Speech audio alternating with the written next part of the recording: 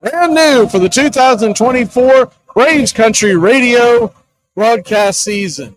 Along with pitch-by-pitch, play-by-play, the classic call of Braves Country Baseball, we will bring you a live pregame show and postgame show. Phone lines wide open for you to call, react, or ask your questions along with the chat. That's Braves Country today pregame, Braves Country tonight postgame. We'll see you in 2024. Hey, Braves Country, this is Mac McGee with Braves Country Radio.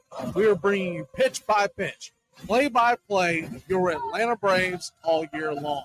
Please like and subscribe today. It's free, and it helps us bring you more of the game we all love.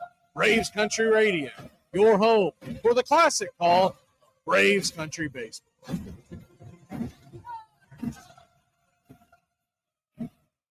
Here's good news. There's still a need for hundreds of thousands of cybersecurity professionals in the U.S. right now. And My Computer Career is training people to help meet the demand. No IT experience? No problem. Take the free career evaluation today. Start your new life as an IT pro in as little as 4 months. Grants covering up to 53% of the cost are available to those who qualify. It's not rocket science. It's mycomputercareer.edu.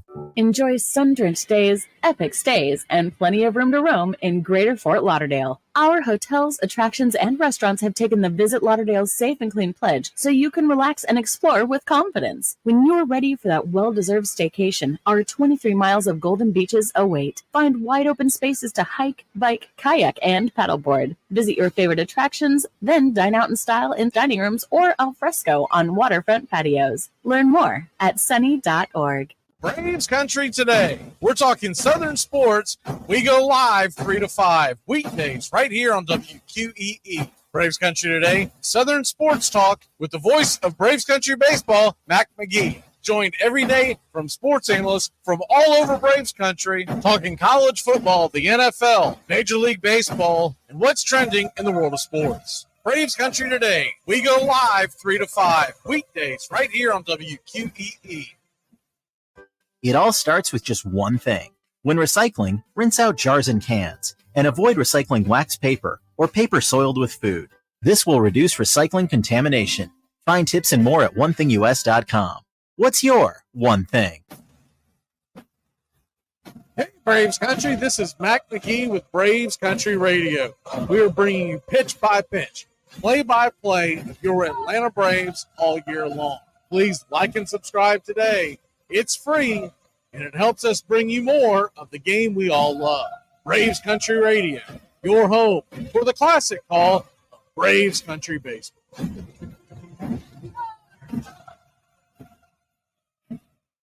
Hey, sports fans, it's Rod Peterson here, host of The Rod Peterson Show, inviting you to join us daily for 2 hours of Atlanta's funnest sports talk right here on WQEE. I say fun because it is. You've never heard a show like it because we make the listeners a part of the show every day between noon and 2 p.m. Eastern. You'll hear plenty of the best sports talk, including the latest on the Falcons, the Braves, and more. And who knows, you might even hear you. That's the Rod Peterson Show, daily at noon, right here on WQEE 99.1 FM.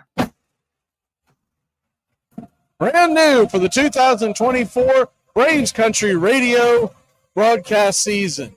Along with pitch-by-pitch, play-by-play, the classic call of Braves Country Baseball, we will bring you a live pregame show and postgame show. Phone lines wide open for you to call, react, or ask your questions along with the chat. That's Braves Country today pregame, Braves Country tonight postgame. We'll see you in 2024.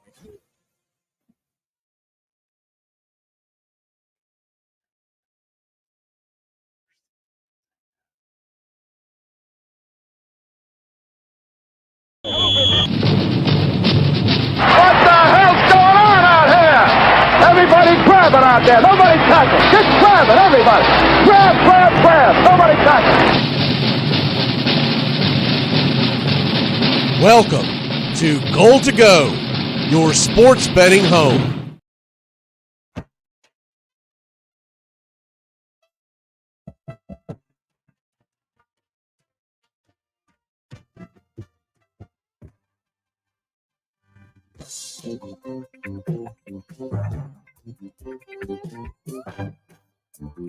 Welcome in. Joey Areola. How the hell are you, sir? Oh, I'm doing great. It's been a while. It's good to be back on the Armchair Quarterbacks, which is now goal to go for today. It's a great new thing we got going for these 4 teams in 2 games. Amped to be back. It's been a while, but we're here and we're better than ever, baby. Glad you're doing better too. We're going to be going on for the NFC Championship game, the AFC Championship game, Super Bowl futures, prop bets. We're going to be talking about teasers, over-unders, and even get into a little college basketball betting today. This show has been rebranded, restructured. Long story short, in 2024, we are all or nothing in the sports betting world. That's it. We're done. We're done doing all the other stuff that we have done in the past. We're kind of filler, and then we eventually get to the sports betting. What we have figured out, what we have looked upon, and the radio stations that want to carry us, is that there is very little sports betting content for free on places like YouTube. They all have paywalls. I was looking at it yesterday. I was in a meeting with the guys, and they were going over different outlets, and like, dude, every single one of them have paywalls, and your winning percentage has been higher over the last 8 years. So why the hell are we not just going all in, putting all our chips in on the sports betting? So that's what we're going to do. We're going to have a lot of fun. Realize 9 times out of the 10, I'm going to be referencing the Hard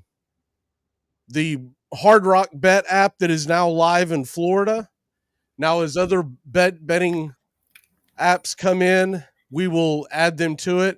We also do a little on Bovada, and that is because they have a little more that you can actually bet on, as opposed to Hard Rock Bet is still kind of evolving. So you'll hear some of these things, but we will reference where we're looking at on the market. But essentially, Hard Rock Bet is essentially Caesar. It's usually about the same number. But yeah, I appreciate it. But for folks who missed it, I had COVID, man. It kicked me in the ass. It was bad. COVID won the battle, but you won the war, baby. That's what we're going with for that one. Let's hope so, man. I mean, that was an absolute butt kicker. Still little under the weather as far as not feeling 100%, but I'd say I'm about 95%. Probably a little better than what Debo is right now. Luckily, it wasn't Brave season either when this happened. I mean, it's never good. God, it's never good to have it, but if you had it, I know. I was thinking about that when this happened. I was like, thank God it's not baseball season, because there's no way I could be doing the play-by-play. I mean, you can probably hear that my voice is still a little hoarse. I got it. What is today? 11 days ago, and I'm still feeling it. My wife contracted about 5 days before, and she's pretty much good now, but I'm still feeling a little under the weather as we speak. Tone should be jumping in here in any minute. When that happens, I'm gonna start sharing it to all the different outlets. I feel like I can't have you just ride solo while I'm trying to share it to all the different outlets that I need to share it to. I was hoping he would be here on time. But anyways, how have you been, sir? And I've been doing good. I mean, it's been a while since we've been here, right? But I did just want to give a quick shout out to obviously I'm a Colts fan. The Colts season, it was a fun one. Unfortunately, all did well, man. Yeah, sadly we came up short to CJ Stroud, but we don't have our young phenom QB. They did, and CJ is going to be in this division. I don't know the rest of the. He's going to be a problem.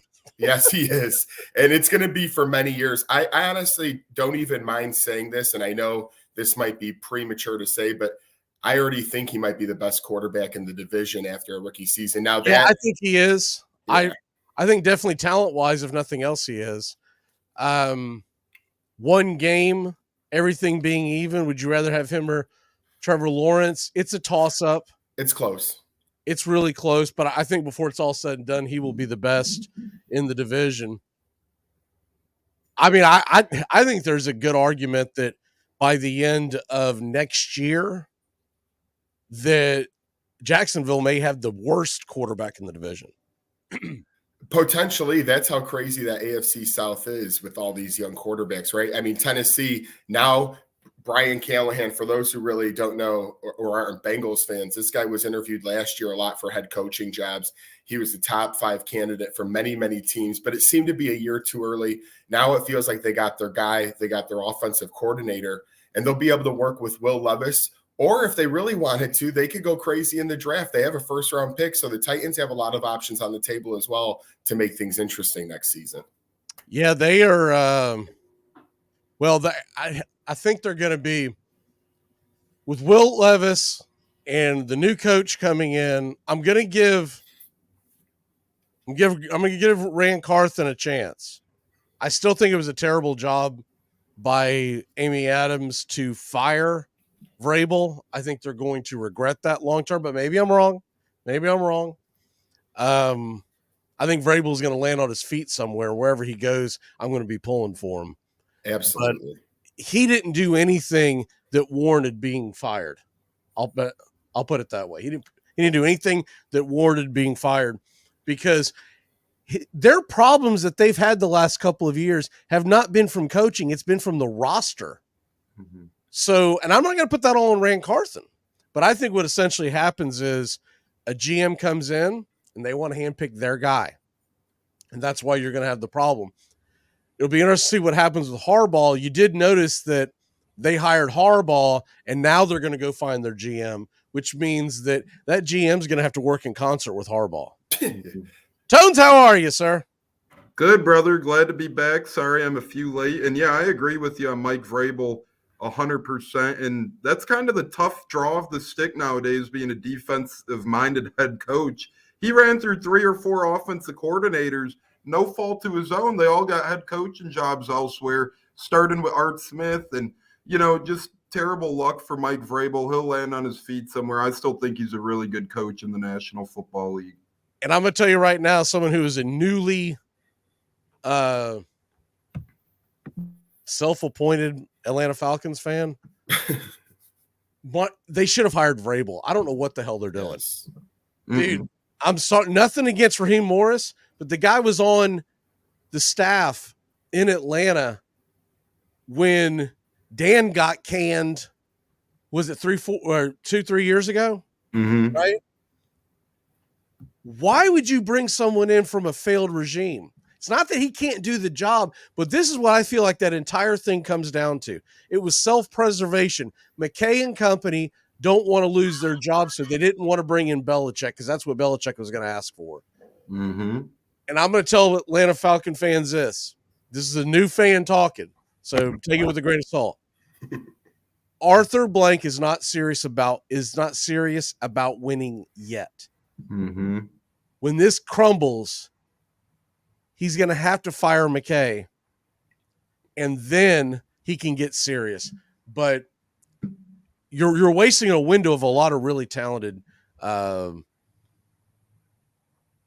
nothing else, I think they've got a good defensive core, and they've got a whole lot of talent at everywhere except the quarterback position on the offense. And that's why that surprised me a little bit to go with Raheem Morris as well. I would have went Vrabel or Belichick, because those veteran guys are going to go in, get you a great offensive-minded coordinator, and really help develop that position. Now you got a defensive-minded head coach in Raheem Morris. I know he was an offensive assistant at times, but his main thing is defense. And as you alluded to, McGee, he ran his course in Atlanta. He was in Dan Quinn's staff. He actually was the interim head coach to end that season. Anytime you go from head coach to somewhere else back to head coach, it's really a tough transition. I love Raheem. I think he was deserving of another job in the NFL. I just don't see him in the Falcons as a great fit. I think he could have been better elsewhere, and I think Falcons could have done better. But I'm happy for him, and he's a hell of a guy, so I'm interested to see how he does. All right, we move on from that. Looking at the betting market going into today, you've got right now, most books have San Francisco -7. Some of them are at -7.5. Depends on on what book you're on. The over/under is pretty steady at 51.5. And then on the Kansas City Baltimore side, you got the over-under sitting at about 44.5 and -4 Baltimore. That is actually creeped up. Are y'all not a little surprised that this is creeped up in favor of Baltimore to -4? I thought it would actually go towards Kansas City. Yeah, you think, I guess Swifties don't bet, right? Because if the Swifties were putting money on the game, that line probably would have drove towards KC. But I feel like a lot of people are getting fooled. They keep saying, well, Kansas City wasn't that great this year, this and that. And then they beat Miami. And then, last week they go into Buffalo and win. I do think it's Lamar Jackson's time, but I'm absolutely surprised that the line has shifted towards Baltimore more so, if anything. Yeah, and on top of that, it's interesting too because Kansas City, I'm not saying they're exactly the Tom Brady, Bill Belichick Patriots yet, but you have Andy Reid, you have Patrick Mahomes. To me, that's 2 Hall of Famers and 2 of the top 5 of all time in their position/coaching ranks. And if you're getting 3.5 to 4 points now, I don't care. It's on the road. It's hard to bet against Patrick Mahomes after everyone talked about him all week. First road game, he goes into Buffalo and they win that football game. Now Baltimore, it's interesting because Lamar Jackson's playoff resume is very poor. Sometimes people ignore that, but Lamar Jackson's playoff history is actually worse than Josh Allen. So I'm interested to see if Lamar Jackson in this playoff game can step up. I'll be rooting for him, but it's going to be tough against one of the best of all time at QB and coach. We do want to make sure that we say hello to see Robert and Underwater. Underwater, I ain't seen Underwater in a while. We must be getting close to baseball season. All right, so as we go along here, if one of y'all can just kind of put the lines in the chat as we talk about them, it'd be greatly appreciated. I've got 19 screens open, and I feel like I would accidentally set off a Scud missile somewhere if I start trying to type as well. But right now, what I'm looking at, and I'm going off of the Hard Rock, it's usually, I know you guys are in a different state, but it's usually pretty close to what you see on ESPN. If it's off by a touch, definitely let me know. But it's usually that's where we're sitting at. But right now on the Hard Rock bet, we're looking at -4 Baltimore over under 44.5. And on the Hard Rock, it's +7.5 Detroit, and the over under is now 52. So people are really jumping in on this. Now I want to throw something out here, y'all. Get y'all's take on this. So, I'm always looking at the weather aspect when you go into these games. And I looked at it yesterday. I'm going to double check it today. But I've been looking at this all week long. And I want to make sure that I'm speaking accurately because you know how weather forecasts can change. But Baltimore, tomorrow, and we can finally get to the hourly, which is really where I was wanting to get to. They are expecting some pretty challenging weather. It's going to start raining tonight is what's being forecast. Pretty heavy downpour around midnight. And that is going to continue all the way with what is expected anywhere between 50. Let me see what's the highest percentage. I'm sorry. 62% at kickoff with a high of about 50 degrees. And then if you take it all the way to the end of the game, 46 degrees and about 73%. So they're expecting rain and pretty cool temperatures. Not what you consider super cold, but when you combine 40 degrees with the rain, that ball can get slippery. Funny things can happen, right? Conversely, rain makes things slippery and tricky.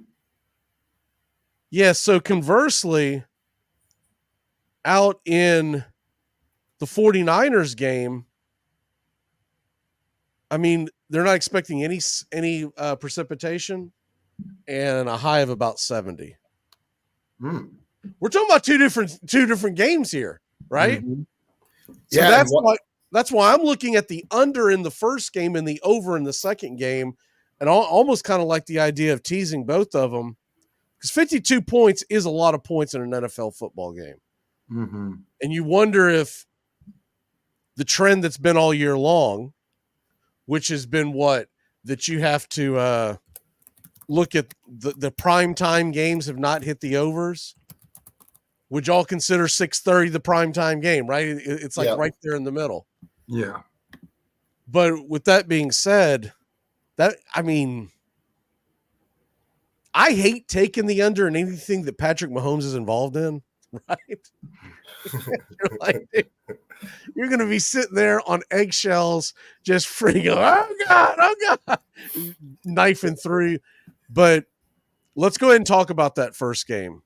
And we are going to talk a little college basketball in the last segment of this hour. So, guys, keep that in mind when we go to our next break. You might want to pull up those numbers as well, see if there's anything that you like. But let's get to the first game. The first game, Kansas City, Baltimore, -4, like we talked about. The over-unders either 51.5 or I'm sorry, over-unders either 44.5. It's pretty steady at that, keeping it under the magic number of 45. I feel like it's a trap. I think they're trying to get people to go, well, man, they can get to 45 points, right? That's 24-21. And it just feels like this is a trap written all over it. Tones, what say you on this? Yeah, I could see it being a trap for sure. It's tough where I lean, but prime time. I think 49ers are due to beat up on someone, though. I really do. And for that reason, I'm going to lean the tea leaf with the 49ers a little bit. Give me the Niners over. And quite frankly, I think it's their time to come out on fire today and really set the let's talk about the Kansas City-Baltimore game first. I'm taking the Ravens in that one. I know it feels like a trap game, but I think it's Lamar's time as well. Give me the Ravens in that one. Would you be willing to lay the -4, or are you going to, take less of a value and either do money line or? I'm going to be a chicken. I'm going to be a chicken and probably bump it to -1 and see if that line is okay to win some money back. Because that's my little trick. Instead of going complete money line, I usually try and look for the -1 bump down because you still win a little more money back. And odds are, playoffs can't end in a tie. So if, the Ravens win by 1 and I push and I get my money back, I'm okay with that. But I'm going to try and personally bump the Ravens to -1.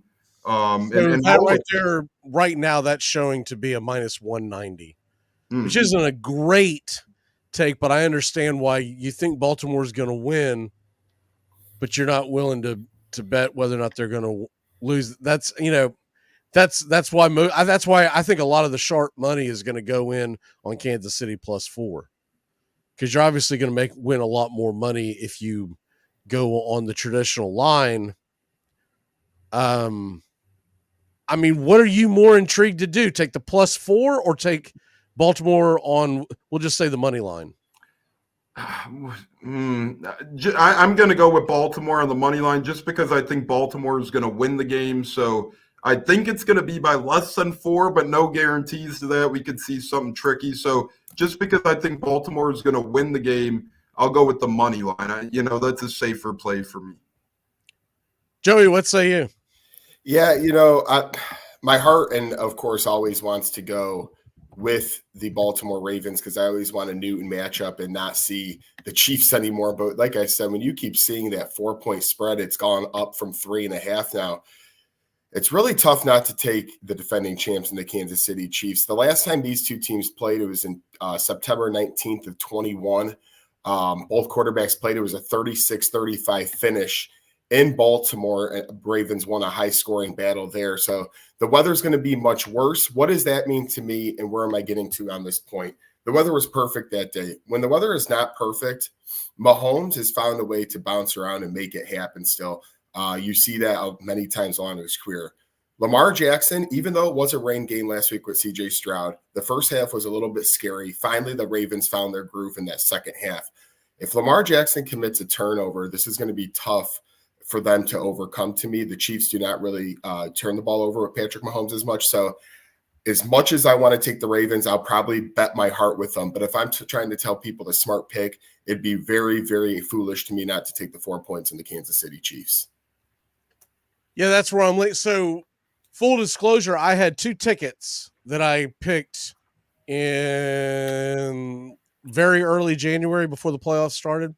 I had one for Baltimore to get to win the conference. The other one for San Francisco to win the conference, and they'll both pay out. I believe one was a plus 180 and the other one was plus 135, I think is what it was. So respectively, what I've done is I've gone back and hedged my bet. When you get the two teams at the championship game, you'd be foolish not to go and hedge your bet. So I took Kansas City and Detroit on two separate tickets on the money line, right? Because you're going to get more value. You don't have to bet as much. So I'm going to make something off of this. I'm still going to be pulling for my Baltimore and San Francisco tickets because I didn't go so far over where I was just going to break even on whichever bet. But I wanted to make sure I got some money back on this. One of the telling things here, so I'm looking at the touchdown props. The over-under touchdowns is 4.5. Over under 4.5, right? And so when you play that out, you're basically saying that, and the over is minus 180. So they believe there's going to be 5 touchdowns scored. So you're talking about 35 points. To get to that next level of the 44.5, you either have to get a 6th touchdown and a field goal, or somehow 4 more field goals play in. But what the books are telling you is they expect about 5 touchdowns to be scored. Because if you take the under, it's plus 135. So they don't believe it's. But once again, I haven't heard anybody talk about this at all this week, but the weather's going to be an issue. There's no way you can't. When you're passing the ball in the rain at 40-degree weather, it's got to be an issue. It's got to be. And let's face it, who does that advantage simply come down to? It has to be Patrick Mahomes. Even disregard weapons aside, because both teams' weapons are a little shaky, even though it is good to see Baltimore get Mark Andrews back. But how good and up to speed will he be from being out for a while? It comes down to the quarterback. And as much as I want the Ravens and want Lamar Jackson to overcome this and get to the Super Bowl, it's hard to get bet against Patrick Mahomes at day's end. Yeah, I don't know if it. I think it's going to benefit the team that can run the ball the most, don't you? Yeah, and look at Pacheco. I mean, he's been on one this playoff. Now, the Ravens have been doing some good things as well, but a guy like Pacheco has really stepped up. I was looking at his over-under at about, I think I could have sworn I saw maybe 60.5. I have to go back and look at that. But Pacheco's been running like wild. I think he's averaging 97 yards on the ground this playoff. All right, let's take a real quick break. When we come back, Doug's going to jump on, and we are going to talk about the prop bets of this game, Baltimore, Kansas City, and we've got NFC Championship talk right around the corner. We'll be back in a flash. Ooh. Brand new for the 2024 Braves Country Radio broadcast season, along with pitch-by-pitch, play-by-play, the classic call of Braves Country Baseball, we will bring you a live pregame show and postgame show. Phone lines wide open for you to call, react, or ask your questions along with the chat.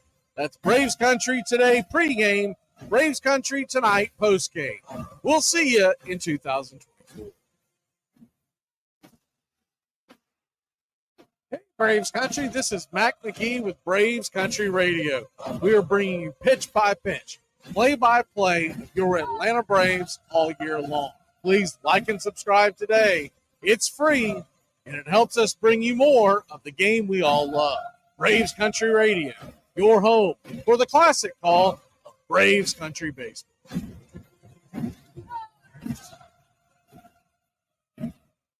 Here's good news. There's still a need for hundreds of thousands of cybersecurity professionals in the U.S. right now. And My Computer Career is training people to help meet the demand. No IT experience? No problem. Take the free career evaluation today. Start your new life as an IT pro in as little as 4 months. Grants covering up to 53% of the cost are available to those who qualify. It's not rocket science. It's mycomputercareer.edu. Enjoy sun-drenched days, epic stays, and plenty of room to roam in Greater Fort Lauderdale. Our hotels, attractions, and restaurants have taken the Visit Lauderdale's Safe and Clean pledge so you can relax and explore with confidence. When you're ready for that well-deserved staycation, our 23 miles of golden beaches await. Find wide-open spaces to hike, bike, kayak, and paddleboard. Visit your favorite attractions, then dine out in style in dining rooms or al fresco on waterfront patios. Learn more at sunny.org. Braves Country today. We're talking Southern sports. We go live 3 to 5 weekdays right here on WQEE. Braves Country today, Southern sports talk with the voice of Braves Country baseball, Mac McGee. Joined every day from sports analysts from all over Braves Country, talking college football, the NFL, Major League Baseball, and what's trending in the world of sports. Braves Country today. We go live 3 to 5 weekdays right here on WQEE. It all starts with just one thing. When recycling, rinse out jars and cans, and avoid recycling wax paper or paper soiled with food. This will reduce recycling contamination. Find tips and more at onethingus.com. What's your one thing? Hey, Braves Country, this is Mac McGee with Braves Country Radio. We are bringing you pitch by pitch, play by play of your Atlanta Braves all year long. Please like and subscribe today. It's free, and it helps us bring you more of the game we all love. Braves Country Radio, your home for the classic call of Braves Country baseball.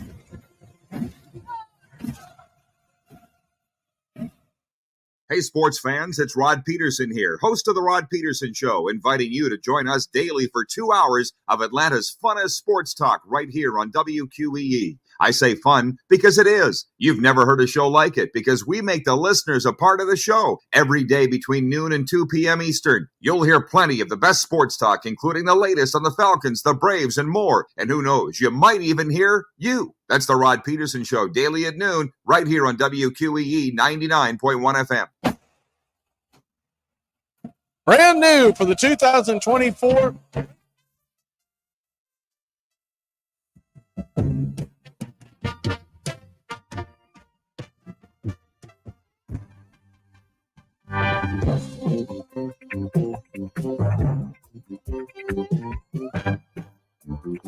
Welcome back. Red Raider Doug, how are you, sir? Doing good, doing good. Question is, how you been lately? Man, I'm hanging in there, man. I hear you. 12-round bout with COVID, but oof. I wouldn't recommend it.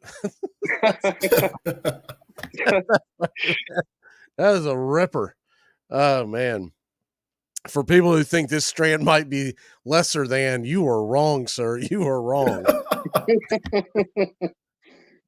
There's a couple of times where we really thought I might have been heading to the hospital. We got right on that where your fever sitting there at over 103, and you're like, man, if it goes any higher, I got to go. Like, this is getting bad. But somehow, some way, found a way to fight it off, and here we go again. Well, I took that prop bet. The over and under wouldn't be more than 104. So. Well, you almost lost your ass on it. And your reward would have been pallbearer. Okay. Well, Doug, we've been talking about the Kansas City-Baltimore game real quick before we get into the prop bets on this. Kansas City is getting the over-unders 44.5. They're expecting rain all during the game. They're expecting pretty chilly temperatures into the 40s. What's your lean on this one? Like you were all saying earlier, and I had the same conclusion, is I have Baltimore winning this game. I mean, I personally want Baltimore to win this game, but I just have this sneaky feeling. It's why I took Kansas City the +4 to try to maybe make any money. I mean, the money line, and also with that money line, I was debating it back and forth, but I think if you're going to make any money or anything, I'm taking Kansas City +4. What's really interesting to me, and I wish I would have waited, but I really thought this number was going to go towards Kansas City and not towards Baltimore. The money line is now plus 175 at Kansas City. Yeah. That is a high money line for the Chiefs. About as high as it gets for them. Yeah. And if it continues at that rate, there's a good chance I'm going to put another small bet on top of it as well. But man, they plus 175 for the Chiefs. And you realize Patrick Mahomes has been in the AFC Championship game every year of his career since he's been a starter. Yeah, last week against Buffalo was his first road playoff game, not counting Super Bowls. I mean, that's incredible. His first road playoff game, he was taken in the 2017 NFL draft, and the first road playoff game comes in 2023. That's insane. And something has to be said for just having the experience of being in these games. I felt like that if you watch that Baltimore-Houston game, the first half, they looked very tight. Now, hopefully they've gotten all that out of their system, right? But they looked very tight. Now, they ended up rolling Houston in the second half, and I never felt like Houston was going to win that game. They couldn't really get anything going offensively. But when you have the goofy things like a punt return for a touchdown, you're like, uh-oh. Here we go. It's going to be one of these games, man. The overall feeling with me is, and I'll tell you something else that I don't like about this line. So Baltimore has traditionally played very good first halves, which is why the game against the Texans was so surprising. Normally, if the line is 4, the over-under at halftime would be 2, right? Mm-hmm. It's 3. So I hate that value because I can easily see this being a field goal game at the half. Yeah, I do. I agree with that. And it's the line on that one sucks too. It's a minus 200. So for folks who may be new to sports betting, essentially, if you bet $100, you're only going to win 50, which is, obviously it's terrible math, right? You feel safer, and a lot of people do bet that way, but in the long run, you're not going to make the money that the sharps are going to make. Let's talk about some of the prop bets.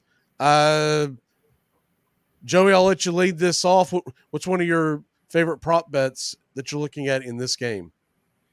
Yeah, we kind of talked about how running the ball is going to be a key factor, you and I earlier, and I truly believe that will be the case again. And a guy like I mentioned, Pacheco over-under right now is, when I looked into it yesterday, it was about 63.5 rushing yards.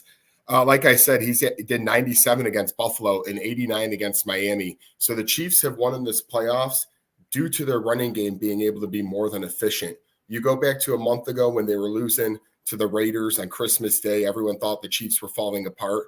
They really couldn't get anything going offensively, but this running game starting playoff time has taken over. So I like Isaiah Pacheco to go over that 63.5 is one of my great plays in that one.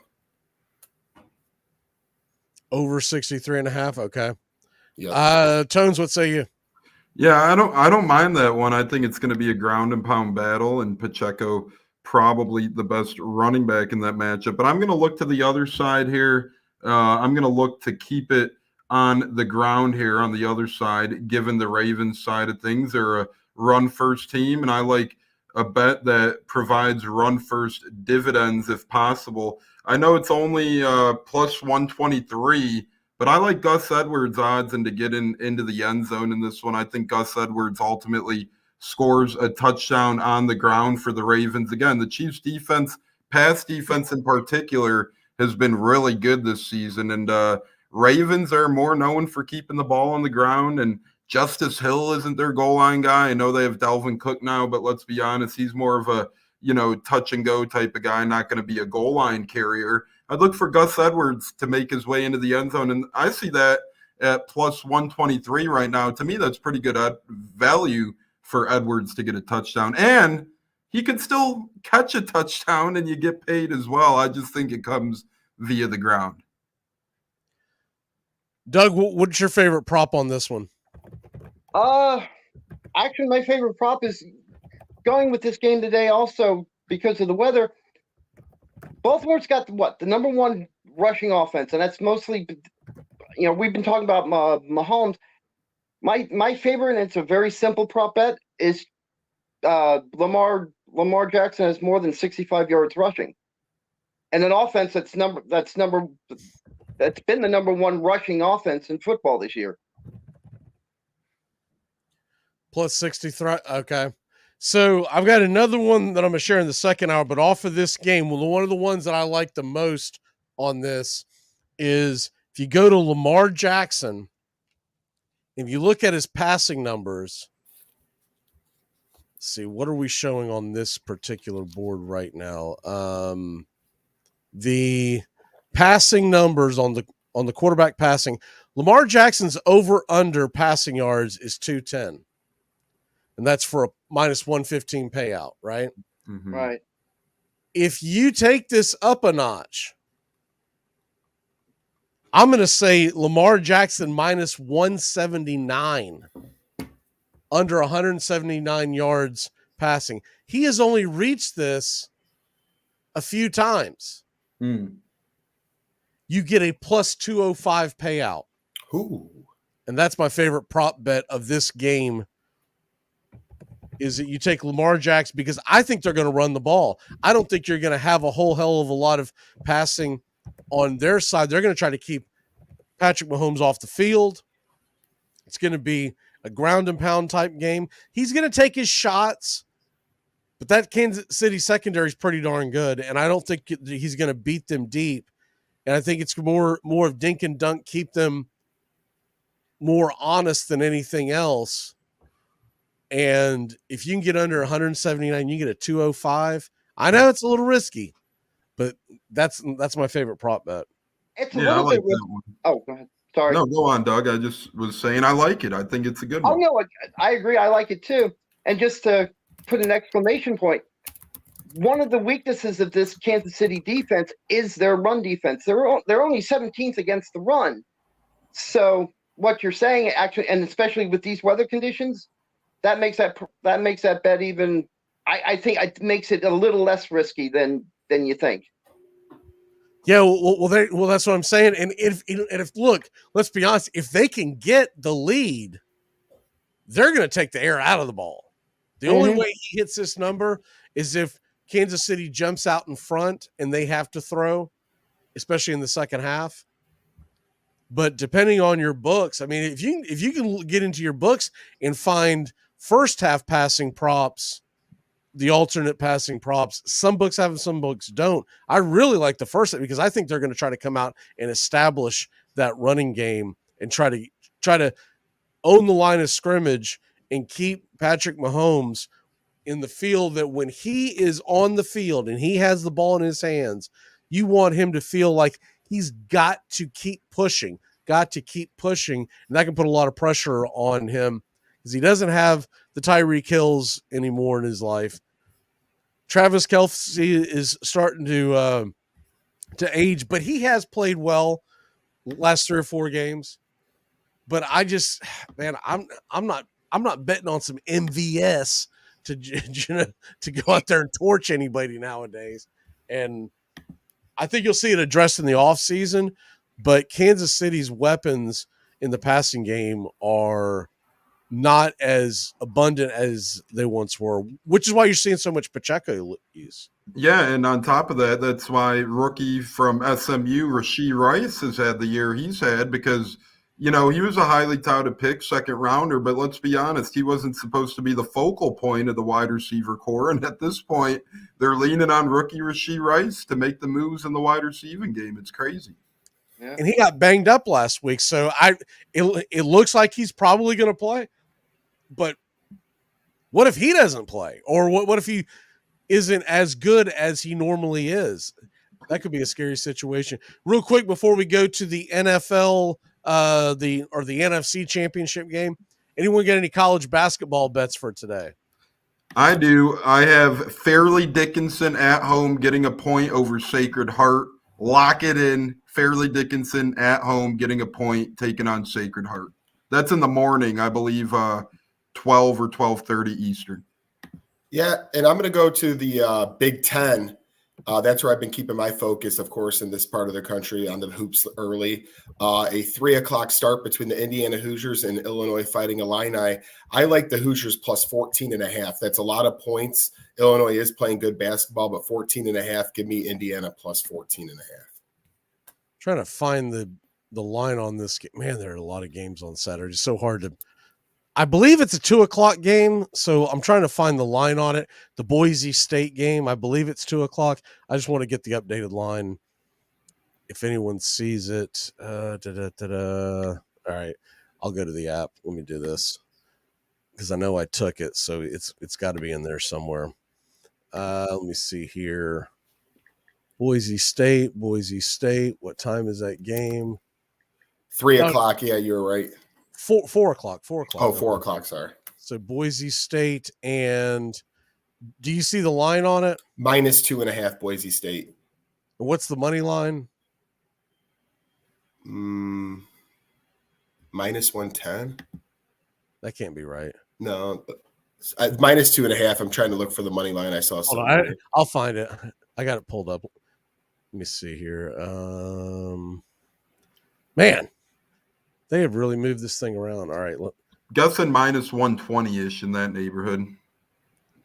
What's that? I'm assuming it's like minus 118 to 1. They're minus 145 Boise State money line. Okay, I was making sure it was underneath the minus 150 mark that we do. It's minus 150. Give me Boise State on the money line. Boise State money line. They're a much better team at home, and I really like that game. I've coupled it by itself and in a couple of parlays as well, but I really like that game. And Boise State, they are at home against number 18 Utah State, which is why that line is so small, because Utah with the ranking, it's just a natural reaction. Most folks are going to go, oh, you can't go by rankings in college basketball. I'm sorry, but it's just it's a crapshoot across the board. But that is the game that I like the most. By the way, Florida and Georgia play today at noon Eastern. One of my favorite little parlays to take if you want like just a teaser is that you take Florida on the money line. Man, that keeps growing. It's already at minus 370. When I took it was minus 325.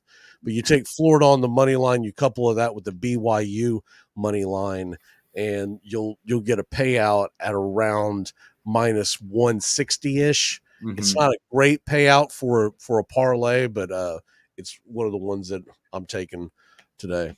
Yeah, when I was looking at college basketball last night real quick, that line, that Florida-Georgia, was at like minus 6.5, minus 7. Today it's up to minus 8, minus 8.5. So a lot of people on Florida's bandwagon. I like that parlay. Keep an eye on the 2:00 game. Florida State has been playing much better basketball. I was about ready to write them off. I was about to just, we're not watching any more of this crap. Then about 3 weeks ago, they started playing much better. But that's not how the lines work. The lines don't go by how hot you've been. They're at home. They have been known to upset North Carolina and Duke many times over the years in Tallahassee. If it was in Chapel Hill, I wouldn't even touch it. But they're getting 7.5 points, and I think they can keep it pretty close. The big key to that is going to be whether or not their shots are falling. They've got better offensive players this year. They started off terrible at the beginning of the year. I mean, they lost games. They were blown out by Florida. They dropped a huge, 18-point lead against Georgia early on in the year and dropped a couple of just bummers. But the last few weeks, they've looked really, really good.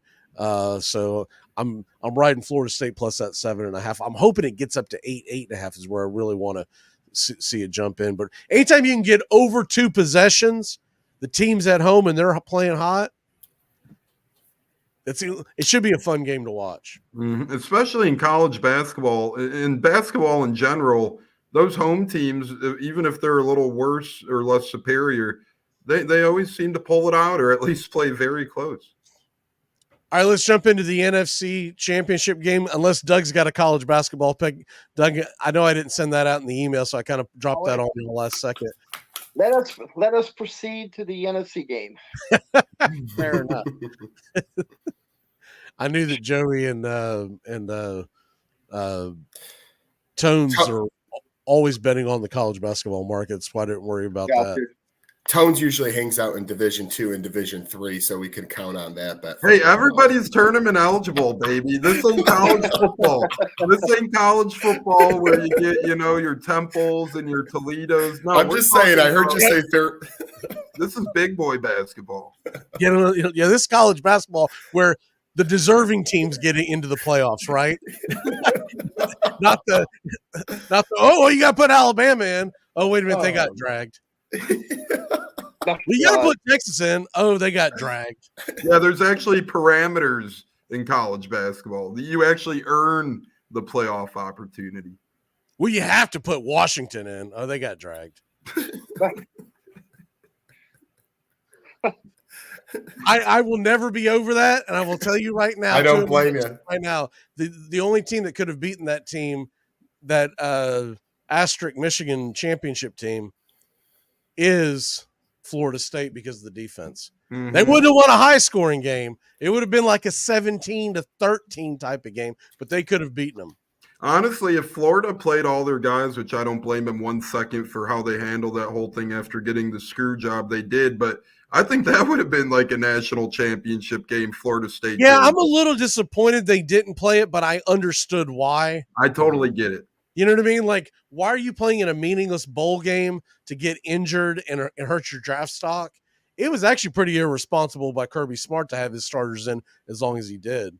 But all I can say about that is they're going to keep receipts, baby.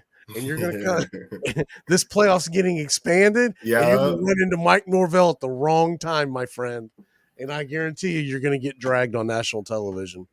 You know, it's beautiful too with the playoffs getting expanded. All of us should have a good chance of talking playoff college football through the month of December, January. All of our teams should be right there each and every year. Yeah. Yeah. Florida State, if y'all haven't been paying attention, they've been dominating the transfer portal. Yep. They're number 3 right now in the country in the transfer portal, but number 1 per average player. They're getting 5 stars and 4 stars. They've taken 5 Alabama guys. Oh. And when I say they're keeping receipts, they're keeping receipts. They say, oh, okay. You want to steal the bid?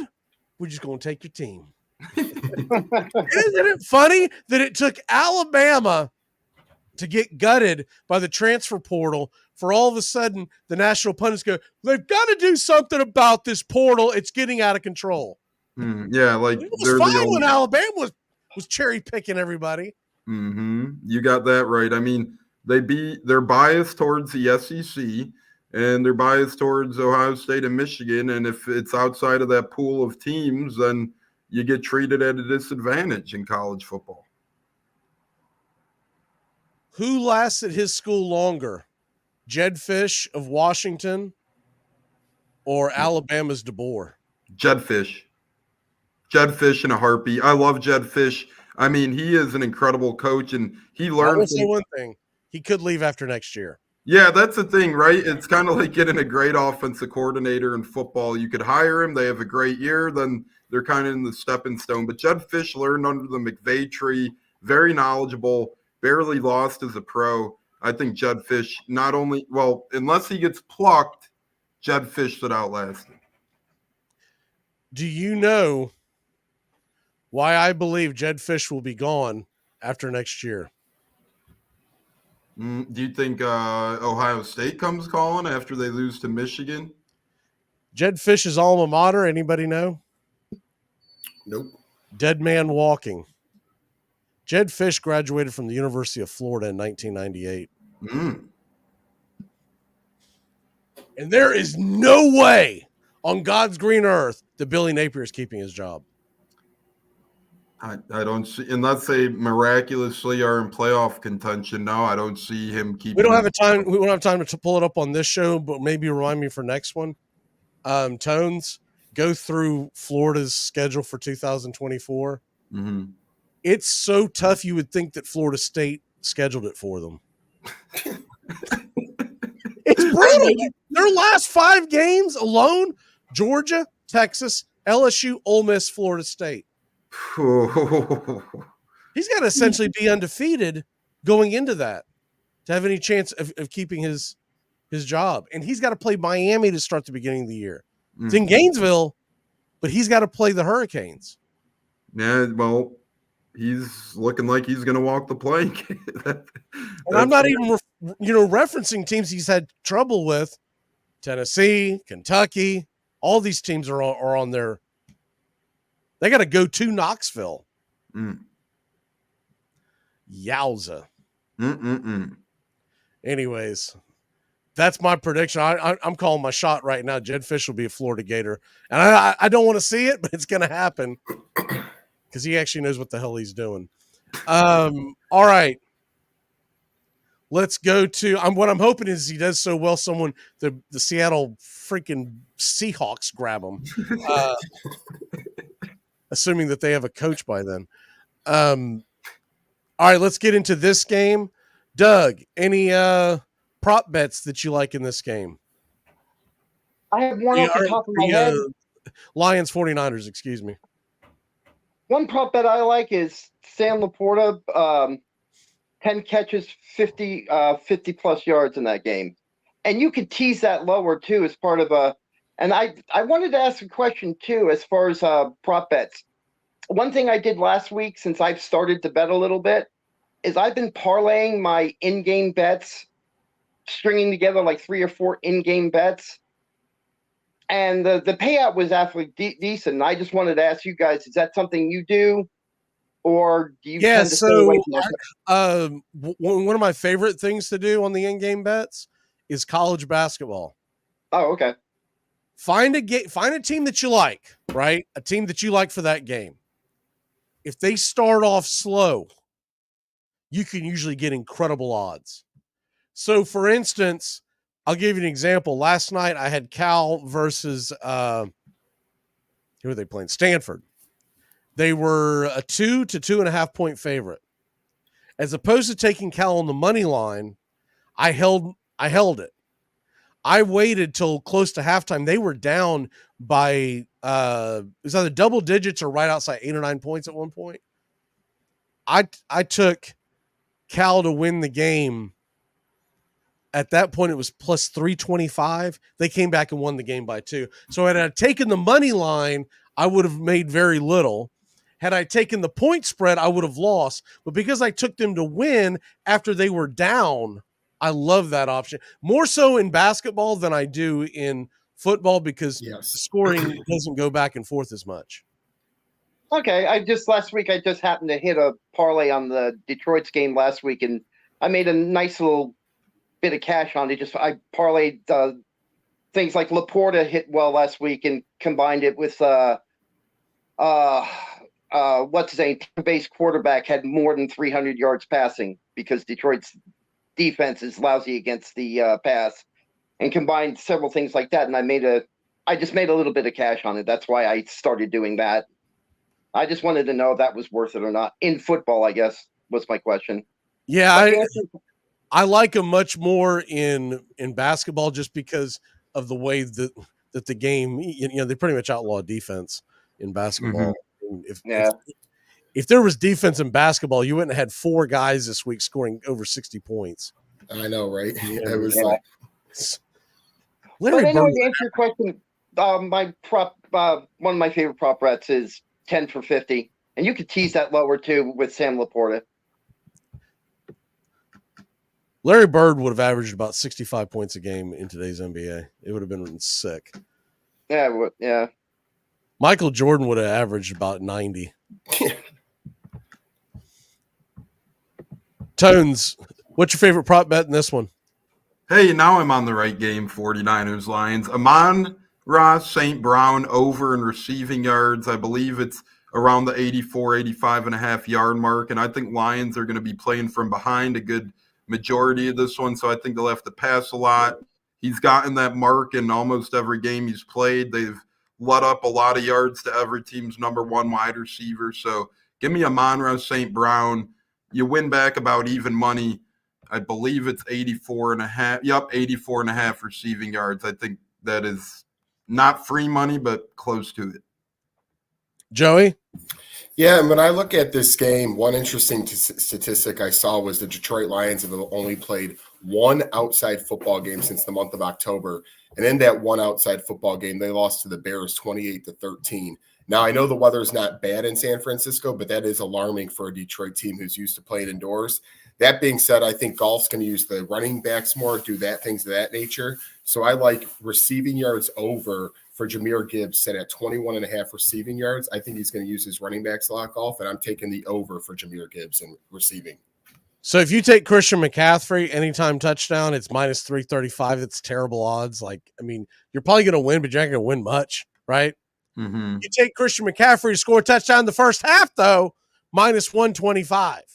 But that's not my favorite one. Who's coming back from injury? Talking all that smack to the media saying, I'm ready. Who do you think they're going to try to get involved in this game early? Debo.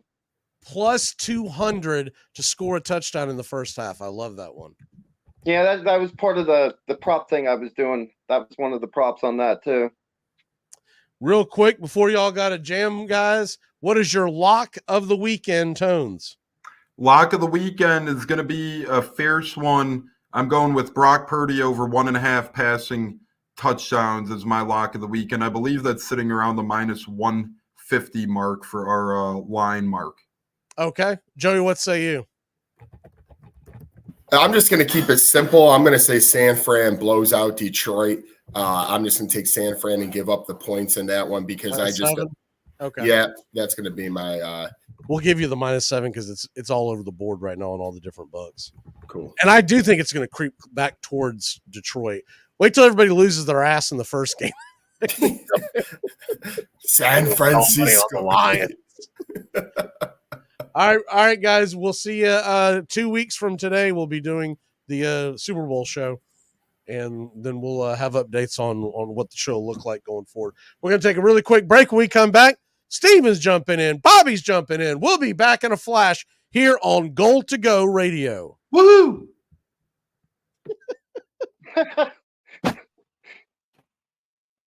Brand new for the 2024 Braves Country Radio broadcast season, along with pitch by pitch, play by play, the classic call of Braves Country Baseball.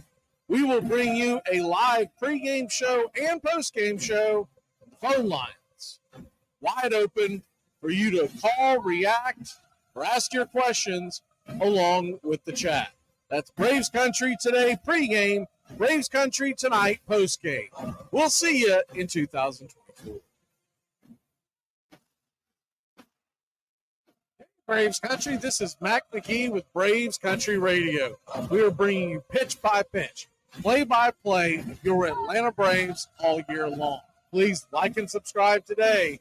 It's free, and it helps us bring you more of the game we all love. Braves Country Radio, your home for the classic call of Braves Country Baseball.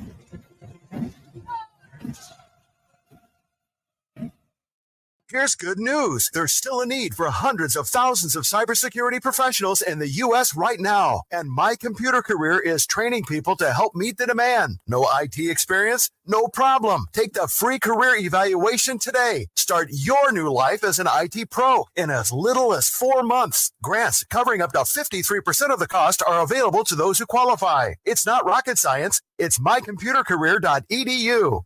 Enjoy sun-drenched days, epic stays, and plenty of room to roam in Greater Fort Lauderdale. Our hotels, attractions, and restaurants have taken the Visit Lauderdale's Safe and Clean pledge so you can relax and explore with confidence. When you're ready for that well-deserved staycation, our 23 miles of golden beaches await. Find wide-open spaces to hike, bike, kayak, and paddleboard. Visit your favorite attractions, then dine out in style in dining rooms or al fresco on waterfront patios. Learn more at sunny.org. Braves Country today. We're talking Southern sports. We go live 3 to 5 weekdays right here on WQEE. Braves Country today, Southern sports talk with the voice of Braves Country baseball, Mac McGee. Joined every day from sports analysts from all over Braves Country, talking college football, the NFL, Major League Baseball, and what's trending in the world of sports. Braves Country today. We go live 3 to 5 weekdays right here on WQEE.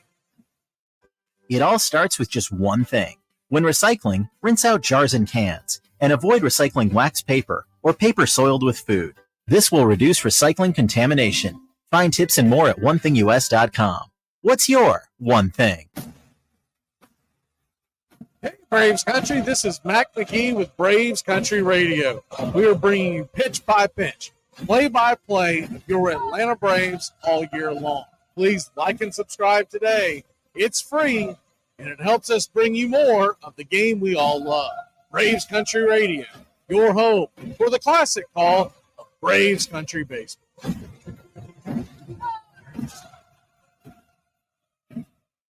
Hey, sports fans, it's Rod Peterson here, host of The Rod Peterson Show, inviting you to join us daily for 2 hours of Atlanta's funnest sports talk right here on WQEE. I say Everybody grab it out there. Nobody touch it. Just grab it, everybody. Grab.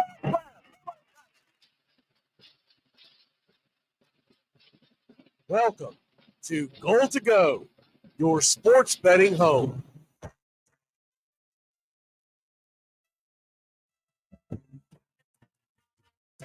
All right. Hour number 2. Welcoming in Mr. Stephen Church and Bobby Schneider. Stephen, how the hell are you, sir? And I am so ready for this weekend of football. These are probably two of the ideal matchups like we could have asked for these championship games. I am ready for it. Bobby, how are you, sir? Bobby, you're muted, I think. It looks like You're right. You're right. I'm doing well, though. Doing well. I'm looking forward to the championship games, and I'm looking forward to a 49ers loss, hopefully. All right, let's go ahead and get into it. So we've been talking about the conference championship games. But before we get going, Stephen, do you have any DFS to talk about? DFS is going to be pretty simple this weekend. It's try to fit in, you're going to lock Christian McCaffrey into your lineup. Most likely you're going to be locking in Amon-Ra St. Brown. The piece I'm looking at the most, especially with the news of Deebo Samuel playing this weekend, Brandon Ayuk, he's at 6,900 on DraftKings. Detroit is a massive pass funnel. And and especially with having the full complement of pieces back for San Fran, I think Ayuk can go underlooked, and I think he could really blow up the weekend. I think he has a shot of being the highest scoring player all around. So your goal would be to put Deebo in there. I mean, on the DFS standpoint, considering there's only 2 games, is it a waste to put CMC in there, or do you feel like you have to have him in there and then build from that? Oh no, CMC is an absolute must. I mean, he projects to score so much more than any other player on the slate. It's just he's one of those players. It's you add him in there and then just find a way to get different. The only way that your lineup is in cash with Christian McCaffrey is if he gets hurt. So you pretty much have to go CMC and then probably Laporta? Is he the must, or do you veer the other way and go Kelsey? I really wouldn't say there's a must at tight end this weekend. Kelsey is a little bit price inflated, especially coming off those 2 touchdowns last week. For me, I'm all in on Mark Andrews at 5,000. It's it is his first game back, but he is such an integral part of that offense. And we've seen how good that secondary has been for Kansas City. I think we're really going to see Mark Andrews take over this game and show why he is so important to that team. Okay, well, let's go ahead and get into the prop bets if you don't have anything else on that. Let's start with the Baltimore-Kansas City game. And Bobby, take us to a couple of your one of your favorite prop bets in that game. My favorite prop bet in this game is Mark Andrews. He's coming back from injury. I think his line's a little bit low because he's coming back from injury. It's at 34.5. I'm going over here. I don't think they'd be bringing him back if he's not fully healthy, ready to go. There was rumors he'd be ready to go last week, but they decided he wouldn't. So I think he's 100% ready. He may not be 100% healthy, but I think he's going to see a lot of time on the field, and I think he'll get 34.5. Stephen, what say you? I mean, Bobby just kind of took all the wind out of my sails there. I mean, 34 and a half yards is just like such an egregious number for Mark Andrews. Yeah. It's, I mean, I don't see how you don't just lock that and just just Yeah. run to the bank with your money. Unless they have him on a snap count, which is possible, but I don't think they'd be bringing him back for the playoffs on a snap count. Oh, Yeah. 100%. And I mean, it's like even with that snap count, his role in the Yeah. offense, 2 catches, he could be well over that. Yeah. Now, in hour number 1, I gave everyone my favorite prop bet, which was Lamar Jackson on an alternate line minus 179 yards passing. And that's going to pay out at a plus 205. Now, his actual passing number, the over under at a minus 115 payout, is right around 210, is what most books have it at. But I'm saying that I don't even think he's going to get to 180 yards because I think they're going to try to take the air out of the ball. I'm going to give you another one. This is a Lamar Jackson one as well. The longest run of the game. If you take Lamar Jackson to just have the longest run of any of the running backs, receivers, whoever, it pays out at a plus 165. And I like that because Pacheco is a guy that normally, he'll take off from time to time, but he's not really known as a guy with that extra, that's going to get into the secondary for a 50, 60-yard gain. Same thing with everybody in Baltimore's backfield. Justice Hill's got some wheels, but he doesn't typically take off for long runs. Everyone goes out, turns their back, and Lamar Jackson takes off, gets a 50-yard run. You can have that in the bag right there. So that's my second favorite prop bet in this game. I mean, since you mentioned Justice Hill, I kind of see him having a similar role in this game than he had in that Dolphins game, and they really used him as a pass catcher out of the backfield. Right now is the over under on his receptions line is it's a 2.5, and I'm getting it at plus 110. I love the over there. Doug, do you have any other prop bets that you like in this game? Talking about Christian McCaffrey, I have a risky kind of anti Christian McCaffrey. Even though I think he'll score at least 1 or 2 touchdowns, it won't be on the ground. It'll be in the passing game. I've got a prop bet that he has less than 86 yards rushing the entire game, or 86.5. Forgive me. Detroit's defense is the second best defense against the run in the NFL, and I think they'll contain him on the run. But in the passing game and maybe on goal line sets, he'll get his touchdowns, but he'll have less than 86.5. All right, let's take a look at the anytime touchdown scores. Some of the lines that are out there on that. You get Mark Andrews at a plus 175. I'm still a little nervous about taking a lot of Mark Andrews stuff because you just don't know what you're going to get after a guy that could have some rust. But around the goal line, I don't hate that. Isaiah Likely is a plus 200. Justice Hill plus 300. Here's one of my favorite ones, and I don't think it would be a called play, but I could see him taking off and going. Patrick Mahomes, anytime touchdown score. It's not like he's a statue. He's not Joe Flacco, right? Plus 400 anytime touchdown score for Patrick Mahomes. And that could be him just scrambling. It could be a bootleg. It could be a rollout that he just keeps it. I really like that one. And here's another one. You think about that fumble in the middle of the Buffalo game, and McCole Hardman is going to want to make up for that. You know that's got to be eating at him, right? Plus 750 anytime touchdown. That's a wild number. Yeah, that's insane, especially considering the volume that he was expected to get last week. Yeah. I mean, speaking of those touchdowns, Odell Beckham is, I don't know what he's sitting at your book, but he's sitting at plus 400 as well, like sitting right next to Patrick Mahomes. And he's one of those players that just, On he always anytime touchdown? Yeah. I'm seeing plus 225 for Odell. Which book are you looking at? This is the Bovada one. Which one are you on? Bet Online. Yeah, it's got Mahomes plus 450, and Mecole Hardman at plus 800. Let's seeing see what Odell the at plus 33 or plus 330. let's see what the legit one Okay. is. The one that most folks in Florida are using, the Hard Rock. Let me see. Anytime touchdowns on the Hard Rock. And we were talking about OBJ, right? Yeah. Where is he? Yeah, he's plus 425. Man, that is a terrible line that they're giving people. They normally get I could see pretty him good getting lines. quite a few more looks because L'Jarius Sneed's probably going to be covering Zay Flowers for most of the game, and it's going to be a tough matchup for Flowers. So The only problem with OBJ is, his over under receiving on most books receptions is 1.5. So let's say he gets 2 catches. You got to hope one of those is in the end zone. That's the only part. But I mean, I don't hate those numbers. I mean, that is wild that there's that big of a discrepancy.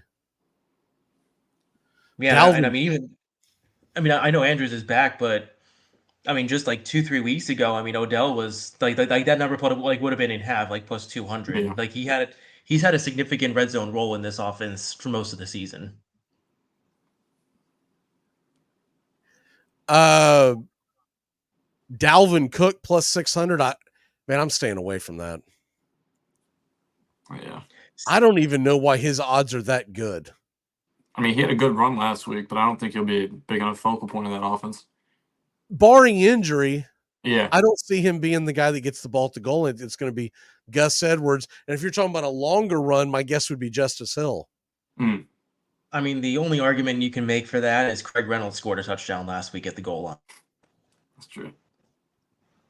But I mean, that's like the only argument you can make. Yeah, that's not real. I mean, maybe if it's a blowout, they'll give him some run, but I don't think it'll be a blowout though. So.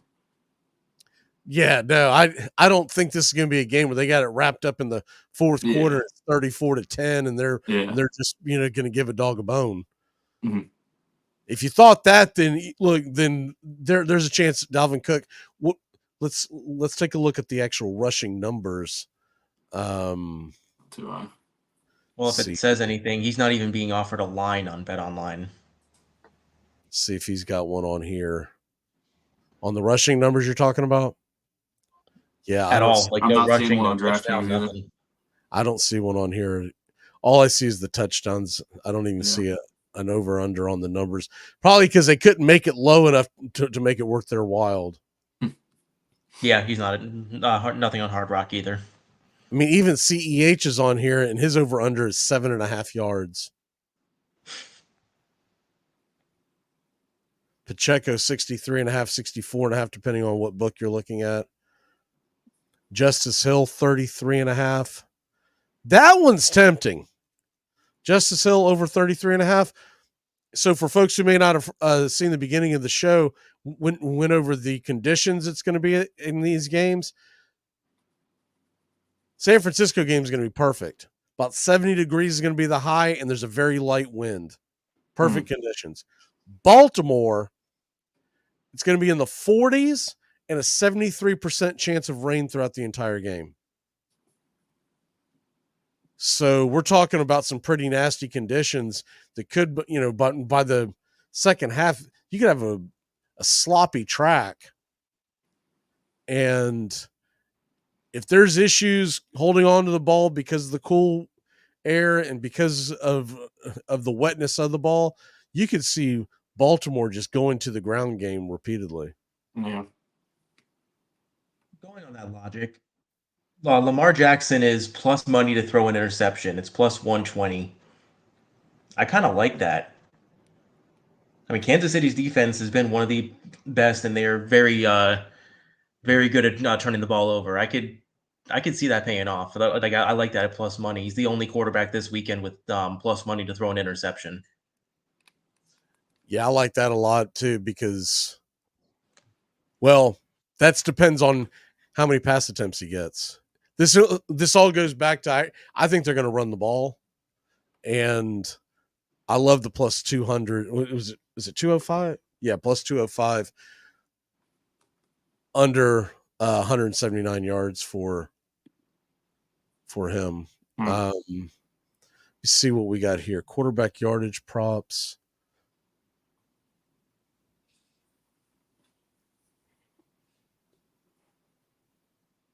Here's a strange. Tell me this isn't strange. So the first pass attempt of the game for both quarterbacks. You would think that Mahomes would have greater odds than Lamar Jackson for that to be complete. An incomplete pass for Patrick Mahomes is plus 190. It's plus 225 for Lamar Jackson, which kind of makes sense, right? But to make it complete, Mahomes minus 280, Lamar Jackson minus 330. Well, Mahomes has Kadarius Toney, so that's a fact. Right, but you would think so. I guess what I'm saying is you would think the incomplete would be higher than Lamar Jackson. It's not. It's lower. But the complete is a minus 280 to his 330. Like, they don't match up. Huh. It's very strange. Receiving, this will be an interesting.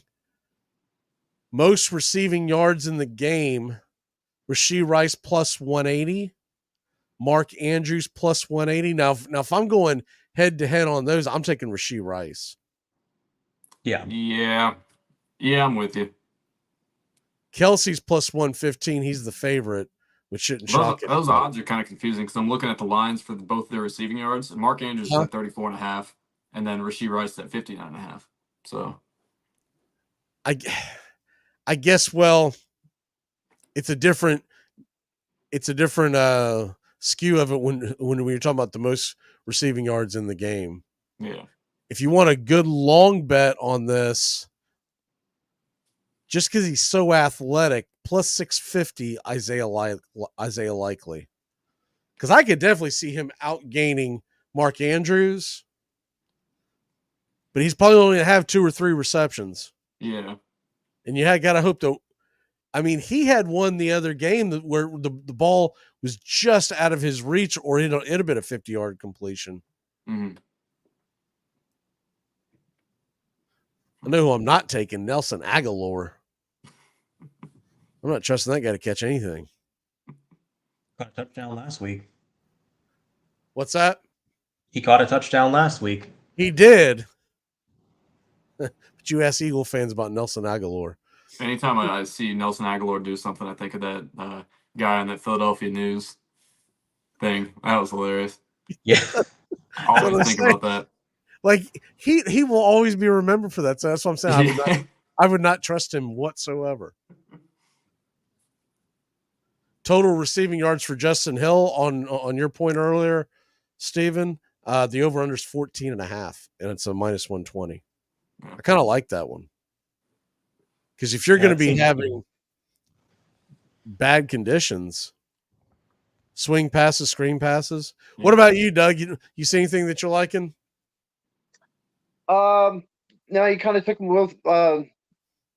sales out of my sails when you were talking about Justin Hill just now. I was itching to bring up that point, that prop bet you just mentioned, because that's part of a parlay that I have, in-game parlay, is that Justin Hill. Pacheco, total receptions, over under 3.5. If you take the over, you're getting a plus 130. And if they're having issues with the wind and rain and whatnot, man, dump offs and screen passes to Pacheco could be a thing. Mm-hmm. I can see it. Hardman minus if he gets 2 catches, you get a plus 155. Yeah. I don't think I like that one though. I think he's more likely to do an end around or something. You got to hope one of those catches is one of the jet sweep shovel passes.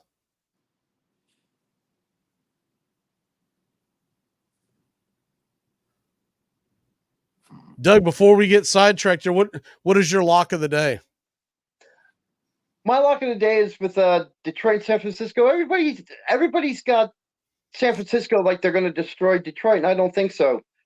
My bet, I would bet against that spread. What is it? -7. I take Detroit +7 in that game. I think San Francisco's going to win, but it's going to be a lot more like when they played Green Bay last week. I think it's going to come down to a field goal in the end. I'm thinking because of the reason why I'm rolling with San Fran, I don't think Purdy's going to play as poorly as he did in the Green Bay game. And I think a lot of that had to do with the weather. If you look at that wind and that rain, that ball was not coming out of his hands well. And I mean, he was missing wide open dudes. And I just don't think you're going to get that twice. I think some of it was nerves and then some of it was the elements. He finally got it rolling, midway through the second half. But that's why Detroit's a fun story. It'd be really fun to see the Lions in the Super Bowl. Yeah, but I don't think. Oh, go ahead. Sorry, I was going to say. I was just going to say that I feel like this is one of those bets that over the years I want something to happen, so I lose a lot of money on it. Gotcha. As opposed to be smart, take the Lions out of the equation. If you had these two rosters up against each other, put whatever uniforms you want on them. Who would you be betting on?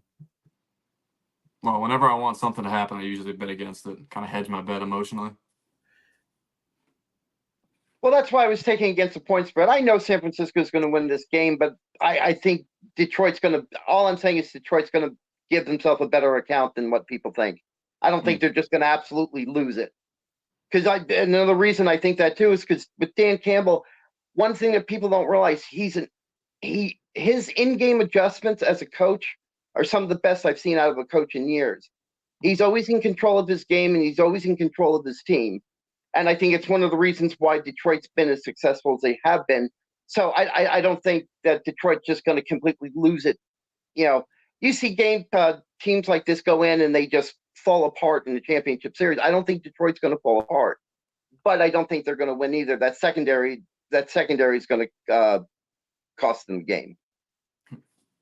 My biggest thing with that is with Detroit's success, I have to take it with a grain of salt. They got there because they got to play a Tampa Bay Buccaneers team that's not one of the better ones they've had over the years. And they were at home. They've had all that going in their right direction, right? Mm-hmm. That's my biggest concern. They were at home against Baker Mayfield and the Bucs, and they barely won that game. Now they're going to go on the road. I don't know. I don't think they're going to have firepower. And that's what I was going to say.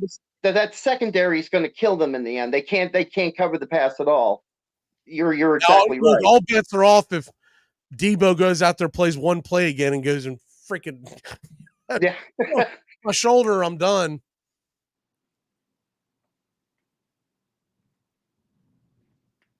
Doug, what is your walk off for the day? Let me see. My walk off. My only walk off is I think the one player on Detroit. I hate to harp on Detroit so much, but I think Sam Laporta is going to have a monster.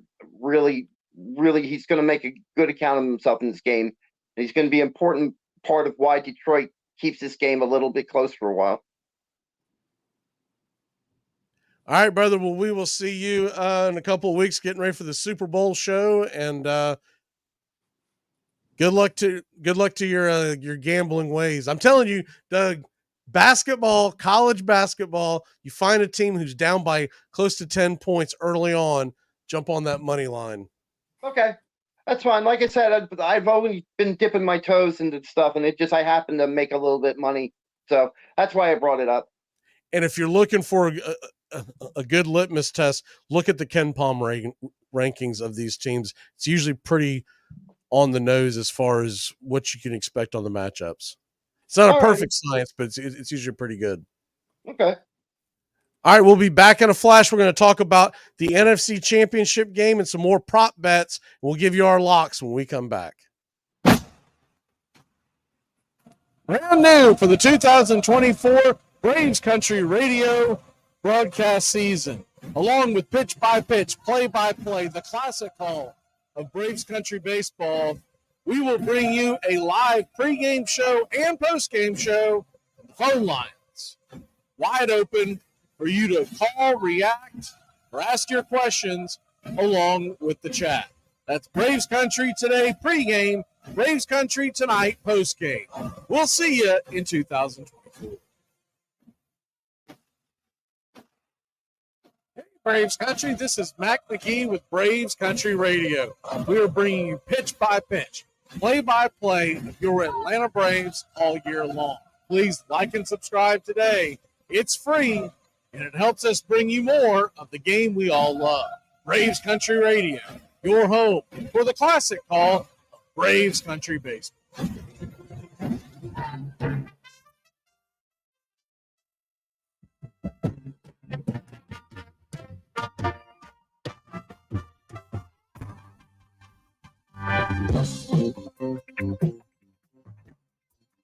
All right, we are back. Steven, I got to play this for you. Enough time has passed where the salt is out of the wound, but I found this pretty funny, and you being the resident Dolphin fan that we know, I want you to hear this clip. This is in reference to the last time. I can't believe this. When I heard this, the last time the Miami Dolphins won a playoff game, and I can't believe this because I realized then at the time, I was a Miami Dolphin fan at this point. I didn't realize they had not won a playoff game since then. Listen to this. I want you to tell me which of these is most shocking. The last time the Dolphins won a playoff game, LeBron was a high school freshman. The Knicks were the defending Eastern Conference champions. That one. Hold on. The Houston Texans did not exist. Shaquille O'Neal had 0 championships. Tom Brady hadn't been drafted. Wow. Nick Saban was still at LSU, and Bill Belichick was in his first season with the Patriots. This is a good one. Metallica filed a lawsuit against Napster. Sony released the PlayStation 2. Of all those, Steven, what's the most shocking one that jumped out at you? The one that's most shocking. I don't even know if I want to say it. What's that? I mean, okay. Out of those, I'd Yeah. probably say the PlayStation 2, but. Yeah, the Twin Towers were still standing the last time the Dolphins won a playoff game. Bobby, do you even know what Napster is? Yeah, it was that music streaming site. Oh, that okay.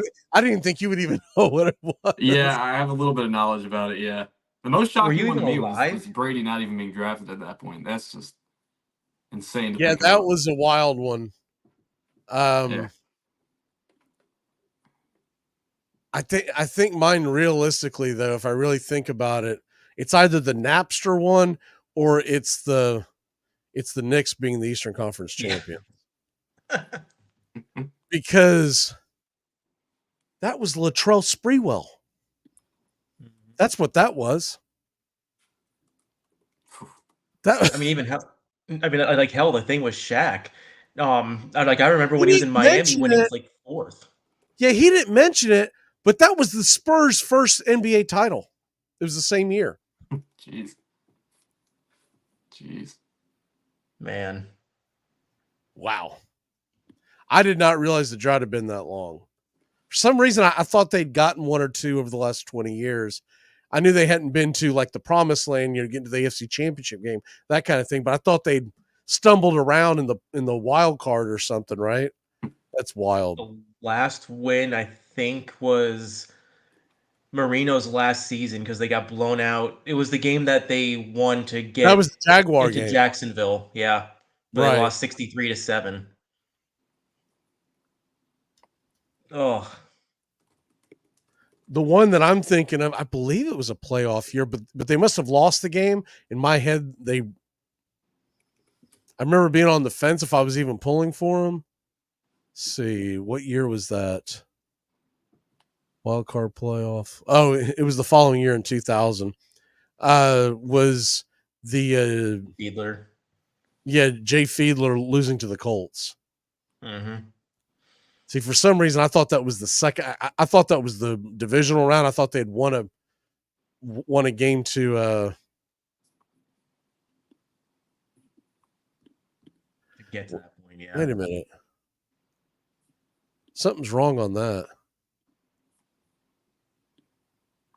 Because they did win in 2000. So when he was naming that, 1999 was the Knicks championship year. I guess they were talking about they were the current. Okay, I get it. It was right before the next. I think the one that really jumped out at me at the most, like I didn't really think about it, was Shaquille O'Neal had not won an NBA title yet. Yeah, I was thinking about it.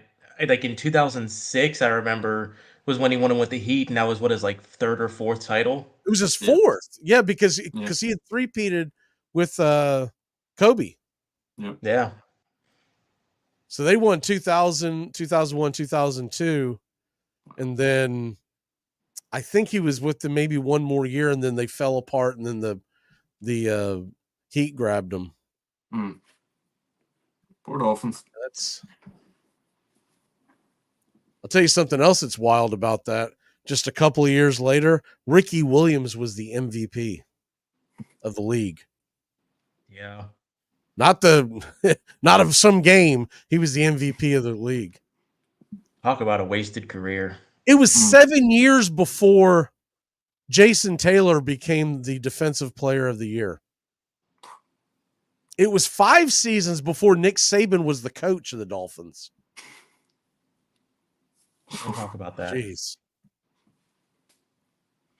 I mean, if we're gonna talk about this, like in relation to the playoffs now, I remember a couple of years ago when the Bengals made the playoffs, and they hadn't won a playoff game since like 1990. They went from that to going to the Super Bowl. I think we can almost see history repeat itself with the Lions this year. It's possible. We're one game away from it. Yeah, I just don't think Detroit's going to make it, man. I'm pulling for them, but their defense is going to be the problem. Yeah. I don't think this is anything, everyone's going to want to point to, because it's what they do nowadays. They're all going to put the blame on the feet of Jared Goff and company, but it's going to be that defense that lets them down. I think Debo, Ayuk, and Kittle is going to have a field day against that secondary. There were times last week where Baker Mayfield was carving them up. Yeah. They're going to draft. They really need to get to biting some kneecaps if they want a chance. That nail-biting loss in Dallas looks less and less impressive. Yeah. Which in hindsight should have been a win, but it should have. But still. Well, in hindsight, if you want to use real hindsight, he should have kicked the damn extra point after he got the penalty. I mean, that was just stupid. That was one of those puzzling things I saw all season. I mean, that was one of those things where, what do you got, dinner reservations? Like what? Why does the game have to end right now? Going for it from the 7? Are you kidding?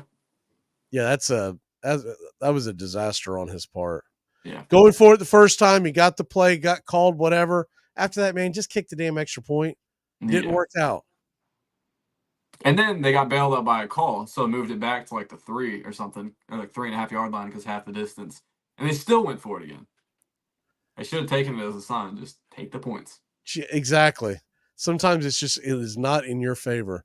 No. Super Bowl MVP odds, if you were to bet on them today, Lamar Jackson is the leader in the clubhouse with plus 220. Really is wild that everyone just assumes they're going to beat Kansas City. Yeah. I know they've been dominant. I'm scared to pick the Ravens just because, man, we've seen the Chiefs just have success in the playoffs year after year, no matter how they look in the regular season. So it's scary to pick against them. It's kind of like picking against. It felt like how it was picking against the Patriots in the playoffs with Brady.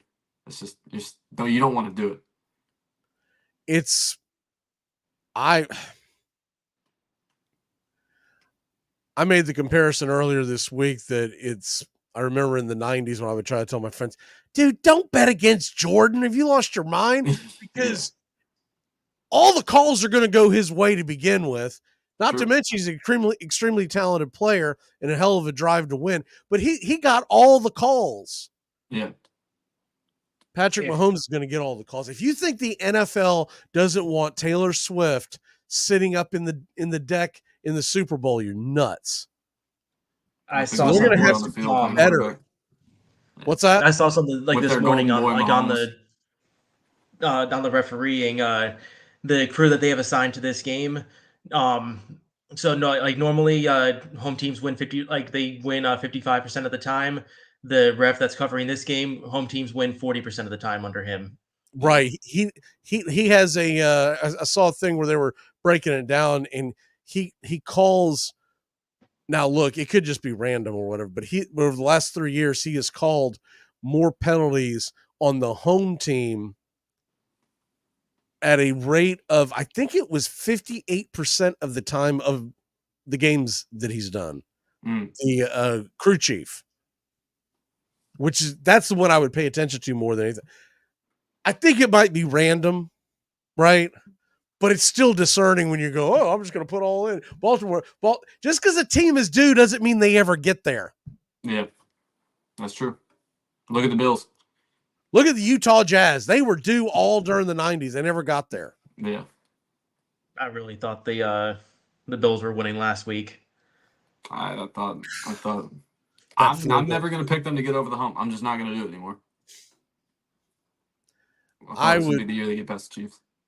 I feel like they got a little passive on that final set of downs, and they were willing to just go ahead. I don't know what they were thinking, but they were just willing to go ahead and go into overtime.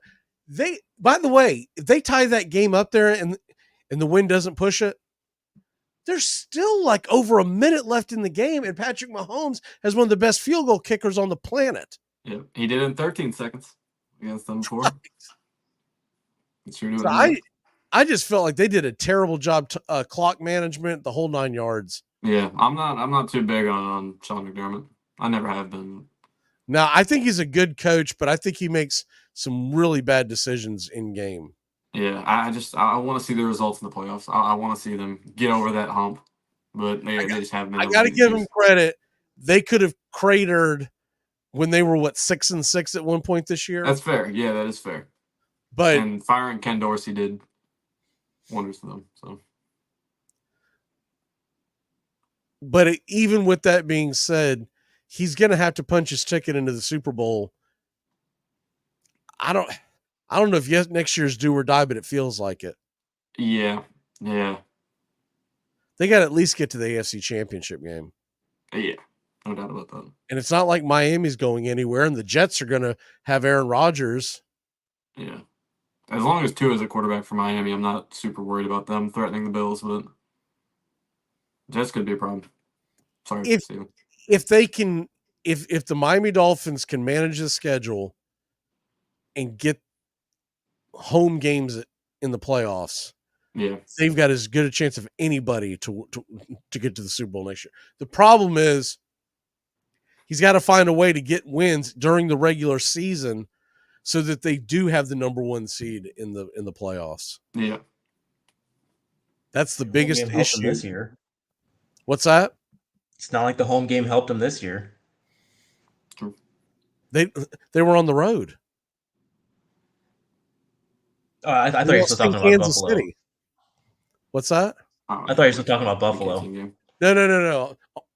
No, he was talking about not trusting Tua in the playoffs, and I get that, but I think he's got a much better chance. I don't trust him, period. I don't think he's a very good quarterback. But it's Miami's offensive line even this year was just towards the end. I don't think you could have even given any of that offense a real evaluation based on what they had to do. It could even be worse next year survive. because you might be losing Robert Hunt in free agency, so it could even be worse potentially. I've been a Dolphins fan for my whole life. Like, this offensive line struggle is nothing new. It really can't get any worse. I've seen some bad offensive lines. Yeah. I mean, that's the only way they're doing anything. And while that's going on in the AFC, Jacksonville won't be as bad as they were this year. I think that was one of those years. Not only did they have injuries, I think Jacksonville kind of smelling themselves coming into this season. Yeah, they were my biggest disappointment this year. I was very confused by that. I thought they'd be Houston looks like they're going to be gangbusters. Yeah. Yeah, Yeah, and that they're was my next probably thing. keeping it looks like they're gonna keep Bobby Sloak next year too. I don't think he's gonna get that commander's job. And I think he's gonna see Harbaugh his is going to job. get Justin Herbert figured out. Yeah. My problem with the Chargers, I think they're gonna be I don't think they're gonna be too good next year because they're gonna have to cut a lot of guys. I think they're like 40 million over the cap limit. So No, I that know, team's but gonna I'm be pretty saying that talent depreciated. I wouldn't expect them to do great things in the first year, but I wouldn't put it past Harbaugh. Everyone thinks that Harbaugh is this cheating college coach, and fair enough, he is. But he did pretty damn good with the 49ers. He got ran out because he didn't see eye to eye with the general manager, which was a total disaster by the 49ers at the time. It's worked out now in the long run, but at the time it was a disaster. Yeah. And I mean, Herbert's the least of their problems out in Los Angeles. He's been fine. I mean, like the only reason that they've been as competent as they have been is because of Herbert. It's like just that team has been so incompetent because of the coaching and what Brandon They're going to Staley get was 3 or doing 4 there. extra wins, just not going for it on 4th down and 3 on their own 28 in the middle of the third quarter. That right there is going to get you extra wins, man. Just making smart decisions.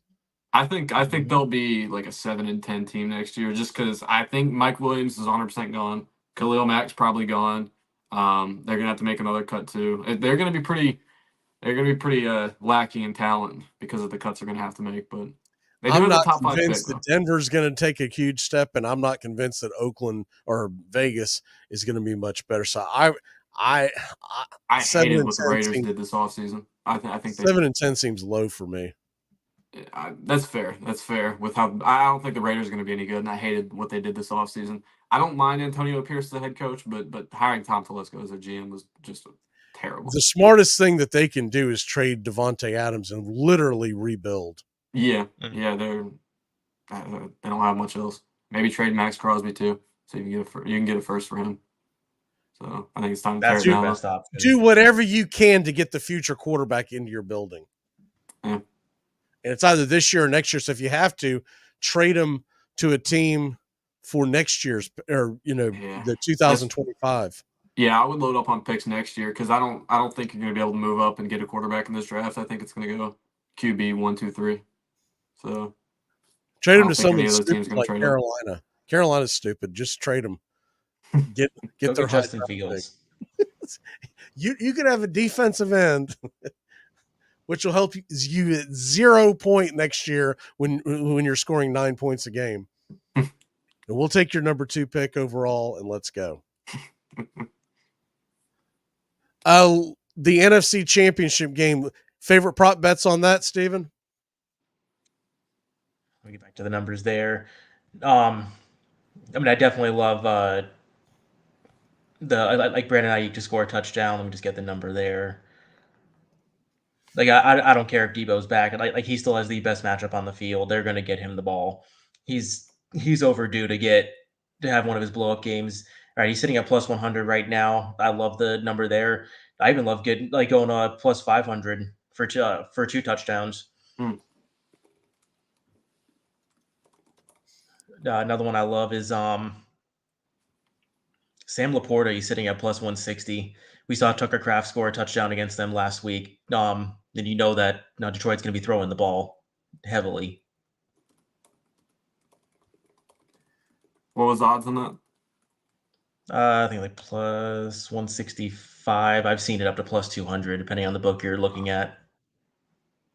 Nice. I like Jahmyr Gibbs to have a nice game. After what we saw from Aaron Jones against the 49ers, if they're able to get to the edge, which run a lot of pitch plays and stuff, and Gibbs is quick. He's good in open space. I think they need to get him the ball, get him outside of the hashes, and if he can do that, I think he's going to have a big day for the Lions. You can get him at plus 120 for an anytime touchdown, and I also like him at over 49.5 rushing yards.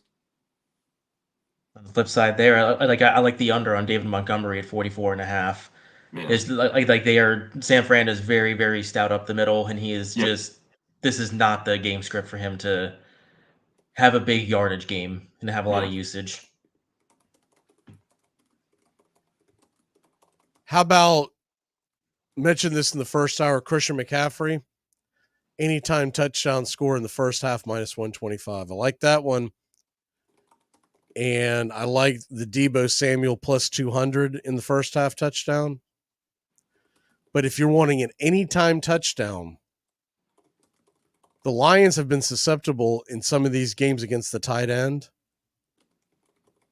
George Kittle plus 120. Yeah. If you're looking for a good old-fashioned dart throw, I'll tell you what I don't hate in this one is, first of all, Laporta, anytime touchdown plus 175, you got to like that. But if you're looking for kind of a dart throw, does everyone believe Deebo Samuel is going to play the whole damn game? Nope. I think if it's close, if it's a competitive game, I think he'll stay out there. Let's say he gets banged up a little bit, comes in and out. That's a very realistic possibility. Jawan Jennings plus 350, and they look for him at the goal line. That's true. I locked that in 2 days ago. I love it. Did you? Wow. Josh Reynolds plus 300. I like that one a lot too. This seems like a game where they're going to try to do everything they can to shut down Laporta and Amon-Ra St. Brown. They're going to try to make sure that the Sun God and Laporta do not, or as I like to call them, the beer. The Sun God and the beer do not beat them. There's going to be an opportunity for Josh Reynolds out there. Yeah. Yeah, there's like that connection with him and Goff goes back to Los Angeles. He trusts Reynolds big time. We've seen it the past 2 games in the playoffs. Every time, like we all thought it'd be Jameson Williams stepping up, and it's just been the Josh Reynolds show. I like that. Setting like, what's he at your book? I'm seeing him at plus 325 for a touchdown. Here's something else that I love in this one. Right now, his total receiving yards, Josh Reynolds, I'm referring to, 36.5 yards. Yeah. What if they do get blown out and it's prevent in the fourth quarter? He can get 36 yards on one drive. Yeah. Yeah. He's 36.5 and Jameson Williams is 28.5. How the hell is Josh Reynolds only 8 yards over Jameson Williams? Jahmyr Gibbs, for that matter, his receiving yards 24.5. I like that a lot better than his rushing total. Because if you're going to have 70 degrees, very little wind, and the over-under is 52 in this game, it's not really spelling like some hard knock slobber knocker. That's true. All right, here's a line for you. Jameson Williams over under for rushing and receiving yards combined is at 30.5. With it sitting at they're basically saying that they're giving that rushing at like total at like 1 or 2 yards. I mean, we see him they give 2 to 3 under rounds a game. I mean that number feels egregious.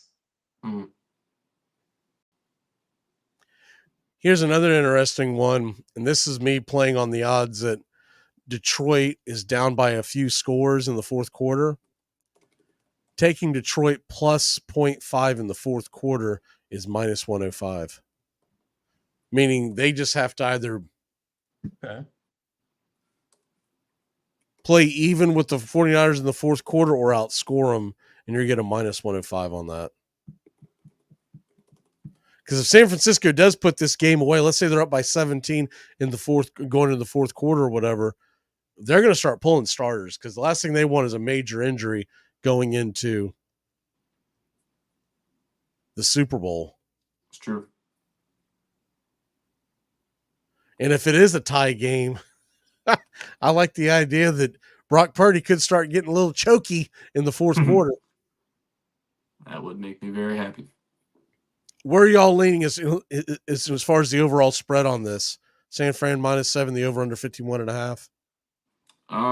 I'd be inclined to take the Lions plus the points. I think they're going to keep it competitive. I think it'll be probably a one position win for the 49ers. There's a chance they run away with this and completely blow them out, but I don't see the Lions just laying down and giving up like that. And yeah, I think the Lions keep it close. I think ultimately though their pass defense is going to be what causes them to lose. What say you, Steven?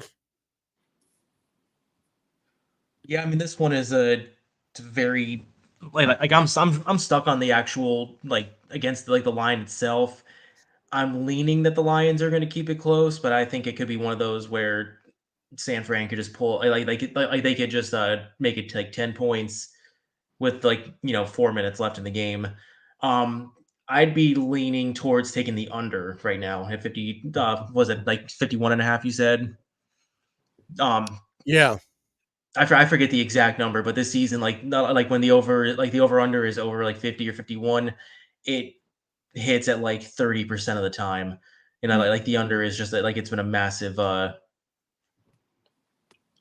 of favorite there. And in most of those games, I would tend to agree with that. I actually saw it went up to 52 on Hard Rock. But man, this just seems like a game that's going to be because of the weather conditions. I know it's a gamble, but the under in that Kansas City Baltimore game before it becomes a thing on the national media, because I've heard nobody talking about this, but I've been monitoring all week long. 40 in the mid 40s with rain all throughout the game and wind 15 to 20 miles an hour. That does not spell like a high scoring ball game to me. Yeah.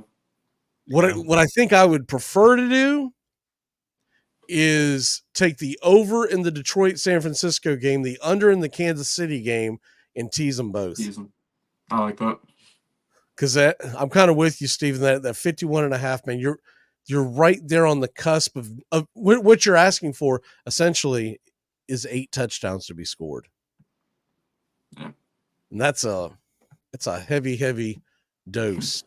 Well, if you're confident in the point total going over, then throw some anytime touchdown bets that we made in there.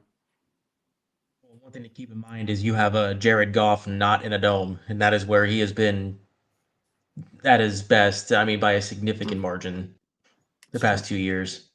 You could have a 27-24 game, a shootout, and still not hit the over. That's how crazy that is. What I think I really like on the under is that first half under 25 and a half. That's a high over. That is really high. What you're asking there is 4 touchdowns to be scored. And you know what normally happens, the first drive for both teams is usually the most impressive, and then they make the adjustments, and then they come out and kind of middle around and piddle around. The next thing you know, you're going towards halftime and it's 13-7. You're like, what the hell was I doing, man? Why did I take the over? Yeah, they'll come out with that first scripted drive, and then after that starts to all falls like it'll start out 7-7. You think, oh, it's gonna be a high scoring game, and then at halftime it's like 10-7. Yeah. What is your lock of the day, Bobby? My lock of the day, it's a little bit of a weird one. It's a prop bet. I have Justin Madubuike. He's second team All Pro, the defensive lineman for the Ravens. I have him over 1.5 solo tackles at -125. He's had 2 or more solo tackles in 10 games this year, including last round. And the weather's going to be ugly, so I think the Chiefs are going to run the ball a lot more. And Joe Thuney, he is out for the Chiefs, their best guard. So I think this is a good game for Madubuike to go off, and I think he'll do just that. Steven?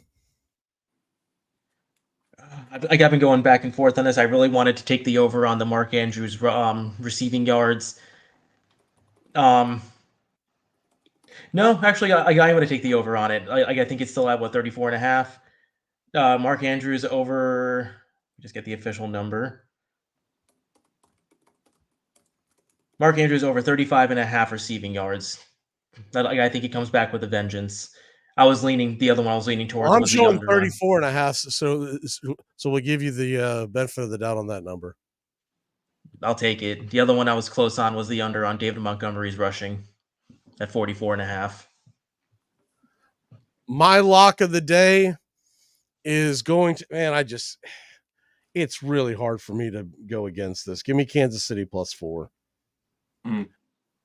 There's just, how do you not take Patrick Mahomes to stay within a field goal?